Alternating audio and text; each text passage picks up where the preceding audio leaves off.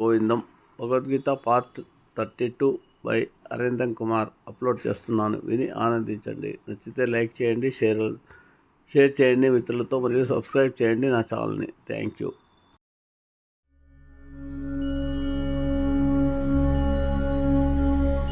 Lakkaraju Muralidharrao astro and remedies ఛానల్కు subscribe చేసుకోండి.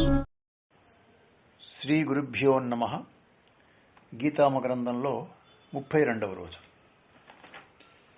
వ్యాసాయ విష్ణురూపాయ వ్యాసరూపాయ విష్ణవే నమో వై బ్రహ్మనిధయే వాసిష్ఠాయ నమో నమః. ఓం శ్రీ గీతాదేవ్యై నమః. వసుదేవసుతం దేవం కంసచాణూరమర్దనం దేవకీ పరమానందం కృష్ణం వందే జగద్గురు.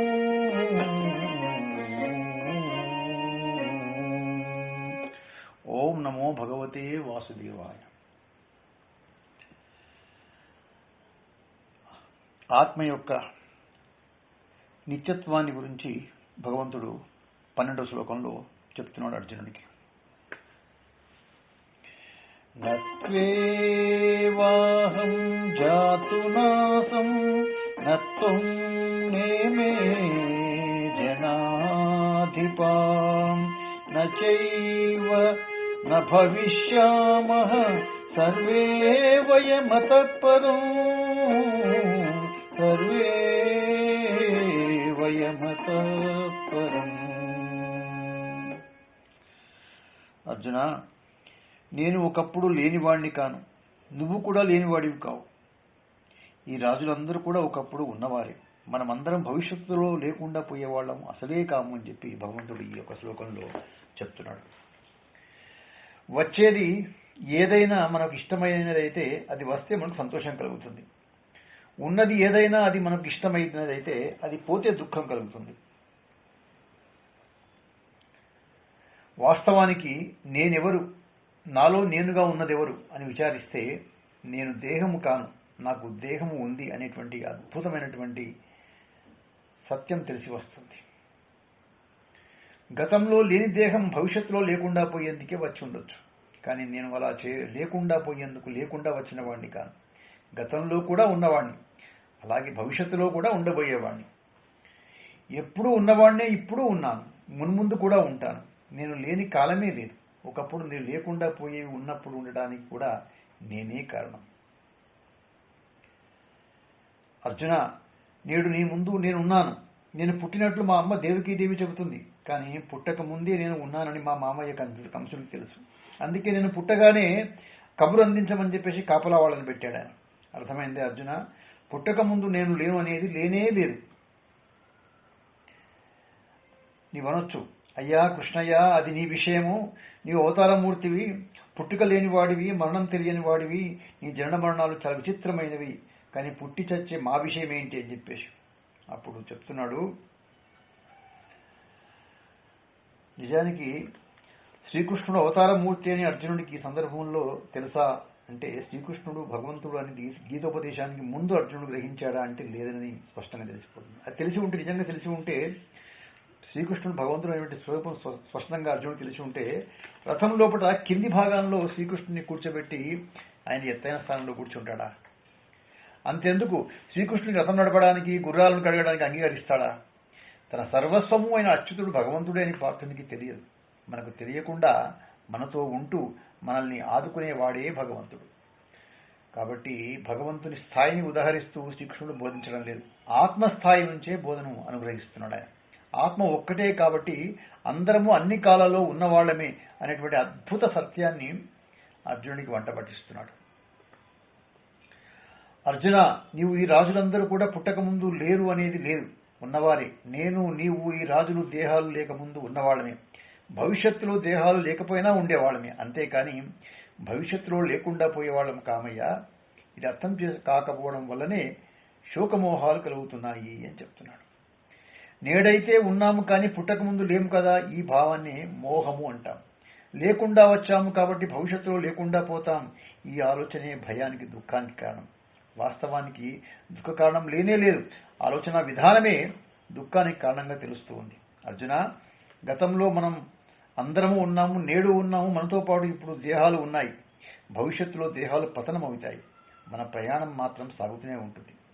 ఇప్పుడు చెప్పు, భవిష్యత్తులో నీవు వాళ్ళు ఉంటూనే ఉంటారు కనుక నీవు నీ కోసం దుఃఖించాల్సిన అవసరం లేదు. అదేవిధంగా వాళ్ళ కోసం కూడా దుఃఖించాల్సిన పని లేదు. ఇదే విషయం వాళ్ళకు కూడా వర్తిస్తుంది. వాళ్ళు నీవు భవిష్యత్తులో లేకుండా పోయేవారు కారయ్యా. అందుకే వాళ్ళు వాళ్ళ కోసం ఏడవలసిన పని లేదు, అలాగే నీ కోసం ఏడవలసిన అగత్యం వాళ్ళకు లేదు. గతంలో అందరము ఉన్నాం, నేడు కూడా ఉన్నాం, భవిష్యత్తులో అందరం ఉండబోతాం. ఇంకా ఎవరి కోసం ఏడవాలి చెప్పు అర్జున. ఆత్మ ఉంటేనే దేహాలు ఉంటాయి, దేహాలు లేకపోయినా ఆత్మ ఉంటుంది. ఇప్పుడు దేహం ఉంది, దేహంలో చైతన్యాత్మ ఉంది. దేహం పుట్టక ముందు ఈ దేహం లేదు, దేహం లేకపోయినా ఆత్మ చైతన్యం స్వరూపంగానే భావిస్తున్నాం. అర్జున, నువ్వు ఆత్మవి కాబట్టి ఎప్పుడూ ఉంటావు. ఈ రాజులు కూడా అంతే అనే విషయాన్ని స్పష్టం చేస్తున్నాడు స్వామి ఇక్కడ. అర్జున, ఇప్పుడు అర్థమైంది కదా, ఎప్పుడూ ఉండేది ఏదో అది నిత్యం, ఎప్పుడు ఉండలేనిది ఏదో అది అనిత్యం. నిత్యము ఎప్పుడూ పోనిది కాబట్టి దానికోసం దుఃఖించాల్సిన అవసరం లేదు. అనిత్యము ఎప్పుడైనా పోయేదే కాబట్టి దానికోసం కూడా దుఃఖించాల్సిన పని లేదు. ఆత్మ నిత్యం కాబట్టి మనం అందరము నిత్యులమే, ఎప్పుడు ఉండేవాళ్ళమే. దేహాలు పోయినా పోయేవాళ్ళం కాము. దేహాలు రాకముందు కూడా ఉన్నవాళ్ళమే కదా. దేహం అనేది రథం లాంటిది. శరీరం రథమేవ, తనకు తానుగా నడవలేడు. నువ్వు ఉంటేనే నడుస్తుంది. ఎవరి రథం వారిదే. కానీ ఒక రథం ఉన్నట్టు మరొక రథం లేదు. ఏ రెండు శరీరాలు ఒక విధంగా లేవు, ఒకే రంగులో లేవు, ఒకే రూపంలో లేవు. మాటలో భేదం ఉంది, చూపులో తేడా ఉంది, నడకలో వ్యత్యాసం ఉంది. అర్జున, ఈ తారతమ్యం ఎక్కడిది? అందరి శరీరాలు ఒక విధంగా ఎందుకు లేవు? శరీరాలు కూడా కర్మఫలాలే. అందరూ గతంలో ఒకే విధమైన కర్మాచరణం చేయలేదు, అందువల్ల అందరి శరీరాలు ఒకే విధంగా లేవు. మరి ఈ దేహం ఎప్పుడు చేసిన కర్మకు ఫలం, ఈ జన్మలో చేసిన కర్మల యొక్క ఫలితమే అని చెప్పగలరా? దేహం రావడమే కదా జన్మ వచ్చిన తర్వాతనే కదా కర్మ. మరి ఈ దేహంతో ఈ జన్మలో ఆచరించే కర్మ వల్ల ఈ జన్మలోనే ఈ దేహాన్ని ఎలా పొందగలిగాం? నేడున్న దేహం గత జన్మల కర్మ ఫలం కదా అని చెప్పేసి అర్జుని యొక్క మనసులో ఆలోచన అనమాట. అర్జున, మారే దానిని మారకుండా ఆపలేము, మారని దానిని ప్రయత్నించినా మార్చలేము. అనిత్యాలు మారుతూనే ఉంటాయి. మారే అనిత్యాలకు ఆధారమైనటువంటి నిత్యాత్మ మారదు అని చెప్పేసి స్వామి ఇక్కడ స్పష్టంగా అర్జునుడికి గుర్తు చేస్తున్నాడు. 13వ శ్లోకంలో అంటున్నారు స్వామి, దేహినోస్మిన్ యథా దేహే కౌమారం యౌవనం జరా తథా దేహాంతర ప్రాప్తి ధీరస్తత్ర న ముహ్యతే.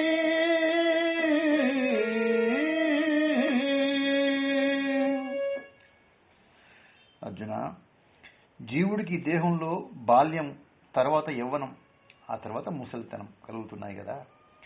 అదేవిధంగా చనిపోయిన తర్వాత మరొక దేహం ప్రాప్తిస్తుంది. ఈ విషయంలో జ్ఞానులు మోహానికి గురికారు నాయన. అందుకనే వాళ్ళని ఏమంటారంటే ధీరులు అని పిలుస్తారు జ్ఞానులను. మరణించేది ఆత్మ కాదు, మార్పు చెందేది ఆత్మ కాదు. నీవు ఆత్మవే, నీవు మరణించవు, నీవు మార్పు లేని వాడివి. మార్పు లేని, మరణం తెలియని ఆత్మకు దేహం ఏంటంటే ఉపాధి మాత్రమే. ఉపాధికి అవస్థలున్నాయి, మార్పులున్నాయి, మరణం ఉంది. పరిణామం చెందుతూ పతనమయ్యే దేహాన్ని ఉపాధిగా కలిగినటువంటి ఆత్మ దేహి. ఎవడికి దేహం ఉంటుందో అతడే దేహి లేక జీవాత్మ. అంటే దేహంతో కలిపినటువంటి ఈ యొక్క ఆత్మయే జీవుడు అని అర్థం. దేహం రాకముందు జీవుడు ఉన్నాడు కనుక దేహం నశించినా జీవుడు ఉంటాడు అని జీవి యొక్క నిత్యతత్వాన్ని ఇంతకుముందు శ్లోకంలో మనం చూశాము. ఈ సత్యాన్ని గ్రహించినటువంటి జ్ఞానులు మృత్యు విషయంలో శోకమోహాలకు గురికారు. జీవాత్మ నశించేది కాదు, వికారం చెందేది కాదు. కాబట్టి ఇటువంటి వికారానికి, వినాశానికి కూడా దుఃఖింపాల్సిన అవసరం లేదు. ఈ విషయం ప్రస్తుతం ఈ యొక్క శ్లోకంలో మనకు స్పష్టంగా తెలుపుతున్నాడు స్వామి. దేహంలో ఉన్నవాడు దేహి కాబట్టి దేహంను ఉపాధిగా కలవాడు దేహి. దేహం మారుతూ ఉంటుంది, అది గ్రహిస్తున్న దేహిలో ఏ విధమైన మార్పు ఉండదు. మార్పులన్నీ దేహ ధర్మాలే కానీ ఆత్మధర్మాలు కావు. అందువల్ల మరణించిన వ్యక్తిని గురించి మాట్లాడేటప్పుడు జీవుడు దేహాన్ని వదిలేశాడు అంటాం, అంతేకాని దేహము జీవుడిని వదిలేసింది అని చెప్పం. చావడం అనేది దేహధర్మం కాబట్టి చనిపోయిన వ్యక్తిని దేహధర్మం పొందినవాడు అని పెద్దలు వ్రాస్తూ ఉంటారు, పలుకుతూ ఉంటారు. ఇవన్నీ ఆత్మ యొక్క నిత్యతత్వాన్ని నిరూపించినటువంటి పవిత్ర ఆర్ష సంస్కృతిలో జ్ఞానం కలిగిన వ్యక్తులు నాలుకలపై తొణికిలాడేటువంటి జ్ఞానామృతం వంటి జలబిందువులు. ఇవన్నీ కూడా దేహం ఎప్పుడు ఒకే విధంగా ఉండదు, మారుతూ ఉంటుంది. మన దేహాన్ని తీసుకోండి, గతంలో ఉన్నట్లు ఇప్పుడు లేదు. గతానికి ఇప్పటికి శరీరంలో చాలా మార్పులు వచ్చాయి. అయినా దేహాన్ని తెలుసుకుంటున్న మనలో ఏ మార్పు లేదు. అదే జీవాత్మ. దేహంలోని మార్పులను గ్రహిస్తూ తనలో ఏ విధమైన మార్పు లేదు. మారేది దేహం, మరణించేది దేహం. దేహము ఎప్పుడూ ఒకనాడు మరణిస్తుంది, ఎప్పుడో ఒకనాడు తప్పకుండా మరణిస్తుంది అనేది అందరికీ తెలుసది.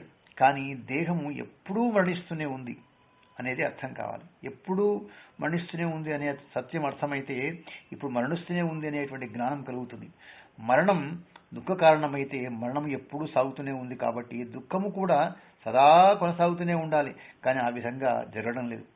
ప్రాణం పోయినప్పుడే మనుషులు దుఃఖిస్తున్నారు, అదే మరణం అని భావిస్తున్నారు. ఇదేదో కాస్త ఇబ్బందిగా అనిపిస్తుంది మనకు. కొద్దిగా మనం లోతుగా ఆలోచించినట్లయితే ఆత్మ నశించదు. నశించని ఆత్మను అంటిపెట్టుకున్నటువంటి అవస్థలు నశిస్తున్నాయి. దేహంలో వచ్చే మార్పులే ఈ అవస్థలు. అందరి అనుభవంలో కనిపించేవి. చిన్న బిడ్డను వృద్ధుడు అని అనలేం, మనం బాలుడు అంటాం. కాబట్టి దేహమును ధరించినటువంటి జీవుడు లేదా దేహి యొక్క మొదటి దశ బాల్య దశ, అదే బాల్యావస్థ అంటాం మనం. బాలుడు బాలుడుగానే ఉండడు, పెరిగి పెద్దవాడవుతాడు. అంటే యవ్వనంలో అడుగు పెడతాడు. అతడు యువకుడు. బాల్యావస్థ నుంచి అప్పుడు యవ్వనావస్థలో ప్రవేశించినాడు అనమాట. ఈ రెండు అవస్థల్లోనూ దేహంలో చాలా మార్పు గోచరిస్తూ ఉంటుంది. బాల్యంలో దేహం శక్తిహీనంగా ఉంటే అది చిన్నదిగా ఉంటుంది. యవ్వనం వచ్చేసరికి దేహం శక్తివంతమవుతుంది, పెరిగి పెద్దదవుతుంది, దృఢపడుతుంది. ఈ రెండు అవస్థలను తెలుసుకుంటున్నటువంటి దేహిలో మాత్రం ఏ మార్పు ఉండదు. యవ్వనం నుంచి అదే వ్యక్తి వార్ధక్యానికి ప్రయాణం సాగిస్తాడు. అదే వృద్ధాప్యం, ముసలితనం. ఇది వృద్ధావస్థ. ఈ అవస్థ మిగిలిన రెండు అవస్థల కంటే భిన్నంగా ఉంటుంది. దేహంలో గణనీయమైనటువంటి మార్పులు చోటు చేసుకుంటాయి. దీంట్లో శరీరంలో పటుత్వం తగ్గుతుంది, నడకలో వేగం ఉండదు, పరుగు ఊహకు అందదు, వెంట్రుకలు తెల్లబడతాయి, దంతాలు ఊడిపోతాయి, ఊతకర్ర చేతికి వస్తుంది, చూపు మందగిస్తుంది, చెవులు సరిగా వినబడవు, విన్నది అర్థం కాదు, తిన్నది జీర్ణం కాదు. దేహం లేవనంటుంది, లేపితే కూర్చోలేనంటుంది, నడుము వంగిపోతుంది, మెడ తిరగనంటుంది, దడ మొదలవుతుంది. బాల్య యవనాలలో ఉన్నది ఒక శరీరమే అయినా అప్పటికి ఇప్పటికి ఈ అవస్థకు ఆ అవస్థకు ఎంతో తేడా కనబడుతుంది మనకు. ఇవన్నీ ఏంటంటే వికారాలే, మార్పులే, తిరుగులేని తీర్పులే. దేహంలో ఇన్ని వికారాలు గోచరిస్తున్న దేహి అయినటువంటి జీవాత్మ నిర్వికారంగానే ఉంది. ఆత్మకు ముసలితనం లేదు.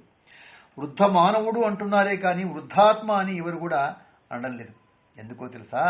మార్పులన్నీ శరీరానివే. ముసలితనం శరీరానికే, దేహి శరీరానికి కాదు, శరీరం కాదు. ముసలివాడు కాలేడు, శరీరంలో ఉన్నవాడే కానీ తను శరీరం కాడు, దేహి శరీరరహితుడైన. అందుకే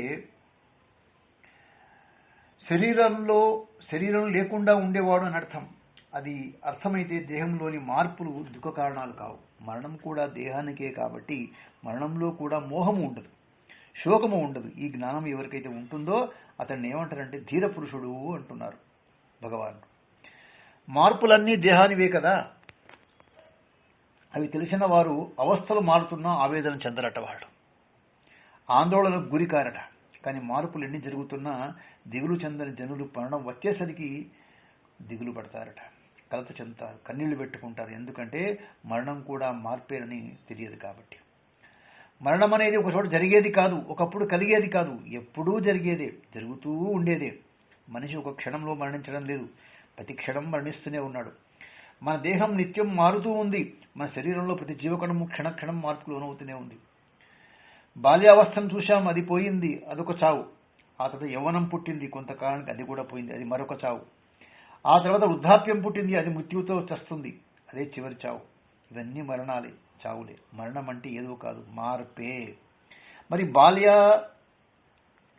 అవస్థలలో పాటు మరణం కూడా మార్పు అయినప్పుడు అవస్థల మార్పుల లోపల దుఃఖించని వాడు మరణం విషయంలో ఎందుకు దుఃఖిస్తున్నాడు? కారణం ఏంటి? కాబట్టి ఈ యొక్క అవస్థలు దేహానికి వస్తున్నా తాను మాత్రం దేహంలోనే ఉండి చూస్తున్నాడు. తనకు ఏ విధమైన హాని లేదు కాబట్టి దుఃఖపడ్డం లేదా? బాల్య యవ్వన వార్ధక్యాల వలె మరణం కూడా ఒక అవస్థే అని తెలియకపోవడం చేత మరణంలో దుఃఖం కలుగుతుంది. 3 అవస్థలలో తాను ఎలా నిర్వికారంగా ఉన్నాడో 4వ అవస్థ అయిన మరణం కూడా తాను నశించకుండా ఉంటాడనే జ్ఞానం లేకపోవడం చేత మానవుడు శోకిస్తున్నాడు. ఒక అవస్థ ముగిసినప్పుడు మరొక కొత్త అవస్థ పుడుతుందే కానీ కొత్త వ్యక్తి పుట్టడు. అవస్థ మారుతుందే కానీ జీవితం మారడం లేదు. అవస్థ పోయినంత మాత్రాన వ్యక్తి పోవడం లేదు. అవస్థలు దేహానికి సంబంధించినవి. అవస్థలు పోయినా తాను ఉంటాడు. మరణం కూడా దేహానికి సంబంధించిందే. కాబట్టి దేహం పోయినా జీవుడు ఉంటాడు. అలాంటప్పుడు దుఃఖం ఎందుకు? అవస్థలు నశించినప్పుడు ఎలా దుఃఖం లేదో మరణావస్థలో కూడా దుఃఖం ఉండడానికి వీల్లేదు. అయినా దుఃఖం కలుగుతూనే ఉంది. ఇక్కడ ఒక సూక్ష్మమైన విషయాన్ని కూడా అర్థం చేసుకునే ప్రయత్నం చేస్తే, ఈ బాల్యాద్యవస్థలు దేహానికి కలుగుతున్న దేశకాలాదులు మారడం లేదు అని కూడా మనిషి భావిస్తున్నాడు.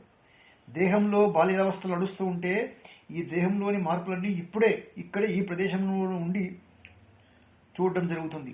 ఈ దేహంతో పాటు ఈ కాలం కూడా కొనసాగుతూనే ఉంది. మరణం దగ్గరికి వచ్చేసరికి మరణం అవస్థే అయినా దేహాంతర ప్రాప్తి అనేది మరొక దేశంలో మరొక కాలంలో జరుగుతుంది. అది కూడా భయానికి ముఖ్య కారణం అవుతుంది. కానీ దేశకాలాదులు కూడా మార్పులే అని తెలుసుకుంటే ఆ దిగులు కూడా దూరం అవుతుంది. మనకు ప్రాణంతో సమానమైనటువంటి వ్యక్తే కావచ్చు, అలాగని అతడు విదేశాలకు వెళితే మనం దుఃఖిస్తామా? మరి దేహాంతర ప్రాప్తి అంటే ఏమిటి? అలాంటిదే కదా. ప్రయోజనం ఉంది కనుకనే మన ఆత్మీయుడు విదేశాలకు వెళ్ళాడు. ప్రయోజనం ఉంది కాబట్టి జీవుడు ఈ దేహాన్ని విడిచి ఇంకో దేహంలోనికి వెళుతున్నాడు. కాబట్టి చావు హర్షించదగినదే కానీ గ్రహించదగింది కాదనే విషయం భగవంతుడి ఇక్కడ మనకు స్పష్టం చేస్తున్నాడు. అవస్థలు మారినంత మాత్రాన జీవికి ఎలా నశింపు లేదో దేహాంతర ప్రాప్తి కూడా అలాంటిదే. దేహం నశించినంత మాత్రాన దేహి నశించడం లేదు. బ్రతుకు లోపట ఎన్నో మార్పులను చూచి చలించని జీవుడే చావును కూడా ఒక మార్పుగా చూస్తున్నాడు అని చెప్తున్నాడు. పాత భవనాన్ని కూల్చేసి అక్కడే మరొక అందమైన నూతన భవనాన్ని నిర్మించుకుంటాం. మనం దివ్యమైనటువంటి ఆ భవనంలోకి ప్రవేశించడానికి ఉత్సాహపడతామే కానీ నిరుత్సాహంతో నిరసిస్తామా? పాతది పోయిందని దుఃఖిస్తామా? దేహాంతర ప్రాప్తి కూడా అంతే. ఆత్మ యొక్క నిత్యత్వం అర్థమైతే దశలు మారుతున్న మరణం సమీపిస్తున్న దేహి ధీరుడై ఉంటాడు, ఆనంద స్వరూపుడై ఉంటాడు. మరణం అనేది అతనికి శోక సన్నివేశం కాదు, అది ఒక మంగళ స్నానం లాంటిదట. ఒక యజ్ఞాన్ని వైభవపేతంగా నిర్వహిస్తాం, పూర్ణాహుతిని ఆనందంగా జరుపుకుంటాం. ఆ తర్వాత అందరము శుభకరంగా నదిలో దిగి మంగళ స్నానం చేస్తాం. దాన్ని ఏమంటాం మనం? అవబృధ స్నానము అంటాం మనం. జీవితం కూడా ఒక మహాయజ్ఞం లాంటిది. ఈ దేహం సమాప్తమై దేహాంతర ప్రాప్తి కలిగే ముందు జీవన యజ్ఞానికి పూర్ణాహుతి పవిత్ర సమయంలో లభించే మంగళ స్నానమే. అవబృధ స్నానమే మరణం, శోకానికి కారణమే లేని పావన తరుణం. ఇక్కడ జాగ్రత్తగా మనం విషయం పట్టుకుంటే ఇక్కడ మనకు ఒక సందేహం మనస్సును పట్టుకుని వేలాడుతూ ఉంటుంది. ఇక్కడ ఈ బాల్యావస్థల లాంటిదే దేహాంతర ప్రాప్తి కూడా అనేది అర్థమైపోయింది. అలాంటప్పుడు బాల్యంలో యౌవనంలో జరిగిన విషయాలు మన జ్ఞాపకం ఉన్నాయి కదా, మరి గత జన్మ స్మృతులు ఎందుకు లేవు? అది అర్థం చేసుకునే ముందు మరొక విషయాన్ని కూడా మనసులో పెట్టుకోవాలి. ఈ జన్మలో జరిగిన విషయాలు అన్నీ మన జ్ఞాపకం ఉన్నాయా? ముఖ్యంగా చిన్నప్పుడు మన యొక్క అనుభవాలు స్మృతికి అన్నీ వస్తున్నాయా? రావు. ఎందుకంటే ఆ శైశవ దిశలో బుద్ధి వికాసనం జరగదు. అందువల్ల మనసు పేలవంగా ఉండి ఏ అనుభవాన్ని నిలుపుకోలేకపోతుంది. అంత మాత్రాన ఆ దశలోపల అనుభూతులు లేవని కాదు కదా. మరణంలో మనసు విచ్ఛేదం అవుతుంది, బుద్ధి వికలమవుతుంది. అలలు తీవ్రంగా కదిలినప్పుడు బావిలో పూడిక కనిపించనట్లు మనసు కల్లోలమైనందువల్ల జ్ఞాపకాలు తెలియవు. అందుకే జన్మాంతర విషయాలు మరుగున పడిపోతుంటాయి. ఇది కూడా సృష్టిలో నియతికి చెందినటువంటి విషయం. మున్ముందు గీతా వ్యాఖ్యానాలు ఇవన్నీ మనం చూస్తాం. కాకపోతే జన్మాంతర జ్ఞాపకాల విషయంలో మరుపు ఒక వరంల వంటిది, అది భగవత్ ప్రసాదం వంటిది. గత జన్మల జ్ఞాపకాలు వర్తమాన జీవితాన్ని నిస్సారంగా మారుస్తాయి, రాగద్వేషాలకు పాదులుగా మారతాయి, అనిశ్చితమైనటువంటి జీవన విధానానికి శ్రీకారం చుడతాయి, అవసరం లేని వాటిని అవసరాలుగా చూపుతాయి. ప్రశాంత జీవనంలో అశాంతి మంటలు రేపినా ఆశ్చర్యపడాల్సిన అవసరం లేదు. అందుకేనేమో సర్వజ్ఞుడు సర్వనియంత్రైనటువంటి ఆ పరమేశ్వరుడు పూర్వజన్మ శృతి లేకుండా మనిషి మనస్సులో మరుపును మడత పెట్టి ఉంచాడట. ఇది జాగ్రత్తగా మనం గమనించాల విషయం అన్నమాట. యో అష్టాదశ జపే నిత్యం నరో నిశ్చల మానసః జ్ఞాన సిద్ధిం సలభతే తతో యాతి పరం పదం. సర్వం శ్రీకృష్ణార్పణమస్తు.